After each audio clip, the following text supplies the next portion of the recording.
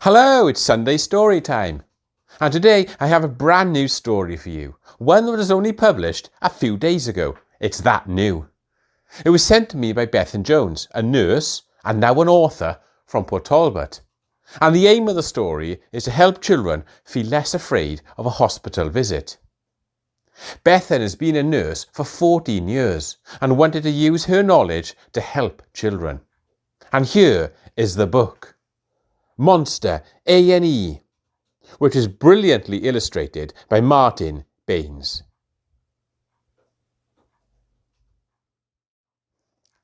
Have you ever wondered what happens if a monster has an accident?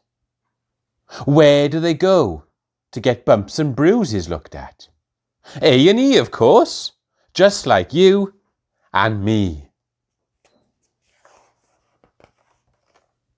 Wanda the witch works in A&E, but on a full moon, it's really busy. 12 o'clock strikes, flashing lights blue, brings a soaking wet mummy who has slipped in the loo. 12:32, a reception bell rings. In bursts a vampire bat, who has injured her wings. 12:43, enters a hopping yeti. He's hurt his knee while learning to ski. 12:54, and in through the door spins a roller skating spider who falls on the floor. A zombie with a splinter, a werewolf feeling hoarse, a scarecrow with hay fever.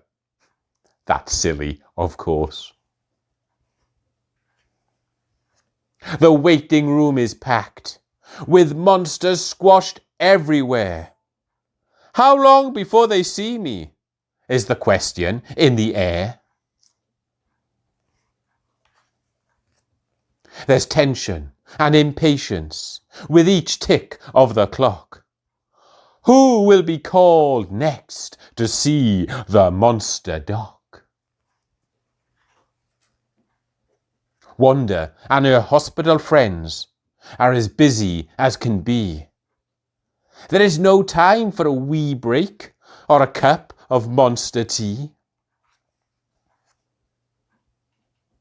Unwrapping bandages, a wing in a sling, plasters for 8 grazed knees, and a hanky for sneezing.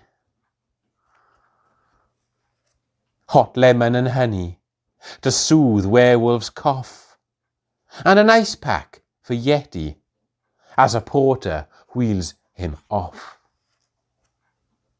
Patients all mended and sent on their way. The Monster A&E is now closed for the day. And that was Monster A&E. I hope you join me next week for another Sunday Storytime. Until then, bye for now.